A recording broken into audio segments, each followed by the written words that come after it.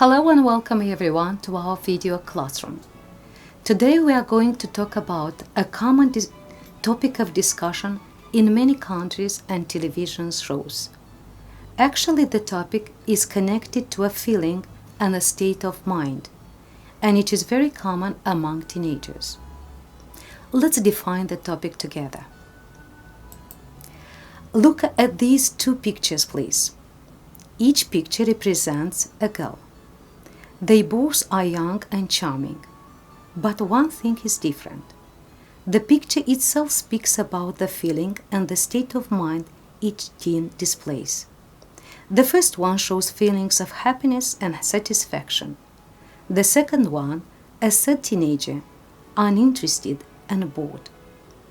Why this contrast of feeling between these two teens? It is worrying to see a nice teen full of energy and dreams so bored. Well, you have probably guessed that the topic of discussion is boredom. Well, we all probably heard hundreds of times people saying the phrase "I am bored." What is boredom in fact? Let's find out. Boredom is a common feeling unsatisfied by an activity or uninterested in it can lead to boredom. What is another word for boredom? Let's see. Apathy, disgust, indifference, monotony, dullness. But what are the antonyms for boredom? Let's see. Energy, excitement, interest, pleasure. Boredom is considered to be a social disease. We live in an overly entertained society, where yet we have never suffered from boredom as we do now. Where does the boredom come from? Where is the origin of boredom? Probably because we are now overstimulated with a great variety of activities and entertainment options. This might be feeling boredom rather than discouraging it.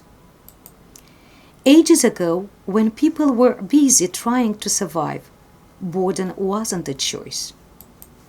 They spent all their times securing food or shelter. They didn't have time to get bored. When does boredom may occur? A question for many parents and teens. Boredom may occur when you feel energetic but have nowhere to direct your energy. It may also occur when you have difficulty focusing on a task. Boredom is a common complaint among children and adolescents. In some cases, they may complain of boredom when they are uncomfortable dealing with their thoughts and feelings. Boredom is not an option, whatever the reason is. Boredom is unpleasant. It can make you angry and frustrated. Boredom is not an option anyway. It can also influence your behavior in a negative way. Bored people are prone to overeat, for example. It can be a disruptive state of mind that damages your health and even cuts years of all your lifespan. What to do to get rid of this state and mood boredom? Many psychologists suggest to engage yourself in activities. I have listed some for you. Let's see them. To do some chores, play a board game, invite your friends, wash the car, make a snack, go for a swim, take the dog out, read a book, play in the water, volunteer, practice a sport, take photos, take a bike ride, climb a tree, paint a picture. You see how many activities can you feel your daily life, can make you feel useful and helpful. But not every day is exciting. There are days when things are not so interesting and you are really bored doing something. When you are bored, it can be very hard to decide what to do. Then you can play a game. Let me tell you how to play it. Take some pieces of paper and on each piece of paper write an activity you would like to do or create. For example, play the piano, learn something new, help around the house, do cleaning in my room. Fold each piece of paper and put it into a bag.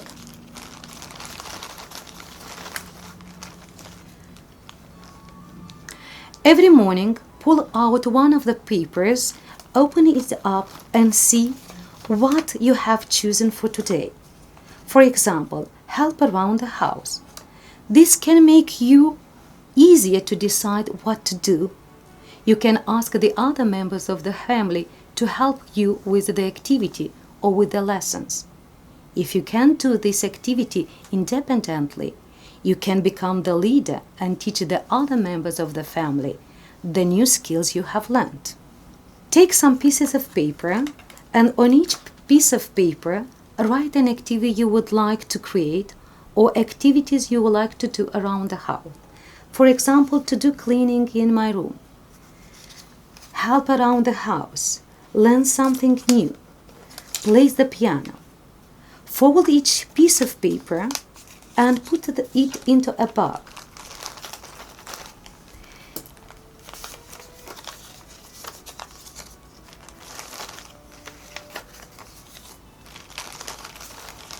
Every morning, pull out one of the papers, open it, and see what you have chosen for today. For example, to cleaning in my room. This can make you easier to decide what to do. You can ask other members of the family to help you with the lesson or the activities. If you can't do the activity independently, you can become the leader for the other members of the family to teach them new skills you have learned. Boredom is not an option. Choose an activity you like most and practice it. Use your time to be creative and use your imagination. There are a lot of ideas what to do when you are bored. There are a lot of books written on this topic. And you know why? Because life is too short to wait for something special. Live and enjoy life today. You are the one your family care for you. The family is happy when you are happy. The family are happy when you are happy. The family is or the family are. Which one is correct? Let's define the rule together when to use is and when to use are. Let's take a look at several pairs of sentences. The family is or the family are. The police is or the police are. His family is all doctors or his family are all doctors. His family is the oldest in the country or his family are the oldest in the country. Okay, what's the trick then? Let's find out how to avoid this confusion. Actually, family, police, team are collective nouns. Collective nouns are names for a collection or a number of things or people. Collective nouns can be divided into several groups. Look at the following examples. Staff, crew, family, team, audience, class. These are nouns that might include members or be looked as a whole unit. Let's take an example. Staff means the total group of employees, or it could mean each individual employee. Okay, and what's the problem? The problem is what verb to use with these nouns. Do we use a singular verb or do you use a plural verb? Is or are, was or were, was, have or has. Let's have a look at these examples. My staff was invited to a party. the entire group of employees. My staff were invited to a party. In this case, each member of the staff was invited. And some more examples. The team is on its way to the Super Cup. Here, team is as a whole unit and we use a singular verb. The team are celebrating their win. It means each member of the team and we use a plural verb. It depends on what you want to say. Do you want to talk about individuals or do you want to talk about a group? My staff consists of young and old. We are using singular because we talk about the entire staff. My family is large, as a whole unit. My family are friendly and hospitable, each member of the family. If we don't want to confuse what to use, singular or plural, we can be specific and can add a word. For example, members, officers, or players. Let's see some examples. Family members are, were. Staff members are, were. Crew officers are, have. Team players are, have, were. The next group of collective nouns are names of multitude. Have a look at these ones. Cattle, poultry, police, military. These nouns are always used as plural, even they don't have s as the plural. Let's see their usage in some sentences. The police are looking for the robber. Some people are always complaining. The military are well paid in the USA. The cattle are in the meadow. Collective nouns such as money, youth, linen, foliage. These nouns are used in the singular. Let's see their usage in some sentences. The money was in the wallet. The youth is very optimistic. White linen is good for napkins. The foliage was moving along the street. The next group of collective nouns are used only in the plural. For example, goods, clothes, sweepings, belongings. Look at the following examples. These are his belongings. They are part of detective research. We use only a verb in plural. And some more examples. Your clothes are in the next room. The medical goods from this store are very expensive. Let's finish with some exercises. Complete the sentences with an appropriate verb, is or are. Poultry farmed in great numbers, with chickens being the most numerous. England foliage showing up early. Which verb do you think is correct? Let's see. Poultry are farmed in great numbers, with chickens being the most numerous. England fall foliage was showing up early.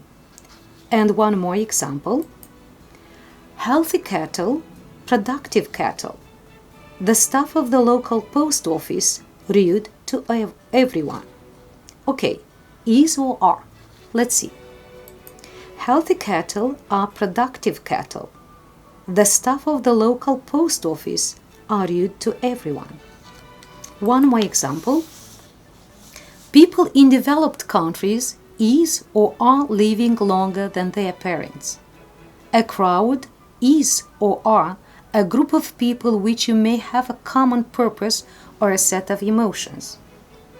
Let's see the correct ones. People in developed countries are living longer than their parents. A crowd is a group of people which may have a common purpose or set of emotions.